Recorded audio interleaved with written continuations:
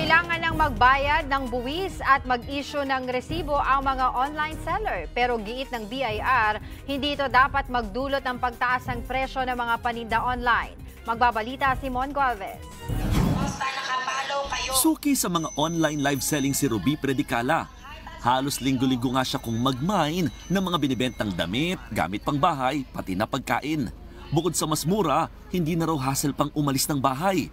Kaya wala naman daw problema para sa kanya ang balitang papatawan na ng buwis sa mga online seller. Okay naman po, para talagang legit na legit yung mga paninda nila. Saka okay na hindi ka madadaya. Simula kahapon, obligado na ang lahat ng online seller na iparehistro ang kanilang negosyo at magbigay ng resibo sa mga customer. Natapos na kasi ang 90-day extension na ibinigay sa kanila ng Bureau of Internal Revenue o BIR. Gusto natin na maging pantay-pantay lahat ng mga nagnenegosyo. Wala na nga ginagastos yan sila sa mga pagrerenta. Dapat po magustuhan natin itong sistema na to dahil masisigurado po nating mga consumers na legal at rehistrado. Dahil rehistrado ang mga online sellers ay lehitimo silang nagnenegosyo. Bukod sa pagpaparehistro, papatawan din ng 1% withholding tax ang kalahati ng kabuuang matatanggap ng mga online seller mula sa mga e-marketplace operator o digital service provider. Pati na yung mga kumikita ng 500,000 piso pataas sa loob ng isang taon. Base sa datos ng BIR noong 2023, nasa 2 milyon ang online sellers sa buong bansa. Bagamat hindi makapagbigay ng eksaktong target sa tansya ng BIR, aabot daw sa bilyong piso ang posibleng makolektang revenue o kita ng pamahalaan mula sa mga bubuwisang online sellers. Wala namang problema ang tax para sa online seller na si Brix Galliano.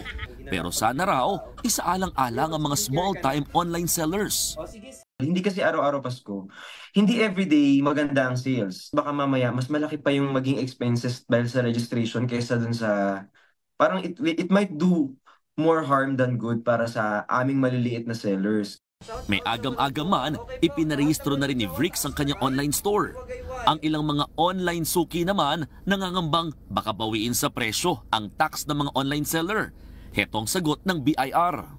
Itong pagpataw at paggawa ng withholding tax na ito ay hindi dapat magresulta ng pagtaas ng presyo ng mga produkto na binibenta sa online dahil kasi hindi ito parang value-added tax na idinadagdag sa presyo ng produkto. Pagmumultahin ng katumbas ng hindi nabayarang buwis na may interest at surcharge at pwedeng makulong ng hanggang 10 taon ang mga lalabag na online seller. Ako, si Mon Gualvez para sa 1PH.